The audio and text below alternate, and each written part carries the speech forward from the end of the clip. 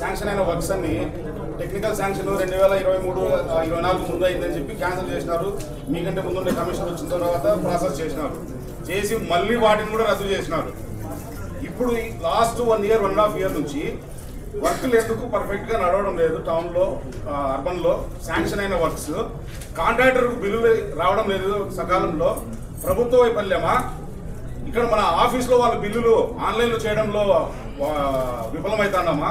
ఏంటంటే క్లారిటీ చెప్పండి. ఎందుకంటే మా డివిజన్లో కూడా శాంక్షన్ అయ్యి ఆగిపోయిన వర్కులు చాలా ఉన్నాయి. ఈ మధ్యకాలంలో ఎమ్మెల్యే గారి దృష్టికి తీసుకుపోయినాక ఇమీడియట్గా స్టార్ట్ అయినాయి. తర్వాత ఇక్కడ కాంట్రాక్టర్లు కూడా ఎమ్మెల్యే గారు మీరు కూడా ఒకసారి ఆలోచించండి. కాంట్రాక్టర్లు కూడా ఏం చేస్తున్నారంటే 1వ డివిజన్ నుంచి 10వ డివిజన్ నా సొంతము, 10 నుంచి 15 ఇంకొకటి అని వాళ్ళే ఆస్తి పంచుకుంటున్నారు. వేరే వాళ్ళకు వచ్చే ఛాన్స్ ఇవ్వడం లేదు. అట్లని చెప్పి వాళ్ళు కాంట్రాక్టర్లు చేసుకుని పని చేస్తే మాకు హ్యాపీనే. మాకు జరగాల్సింది నగర అభివృద్ధి, డివిజన్ అభివృద్ధి. ఎవరు చేసినా మేము స్వాగతిస్తాము. కానీ ఒక్కొక్కరు 5 వర్కులు 10 వర్కులు పెట్టేసుకొని అది అటు ముందుకు పోగా వెనక్కి పోగా ఆపేస్తే ఎవరు మేము కదా ప్రజలకు సమాధానం చెప్పుకోవాలి.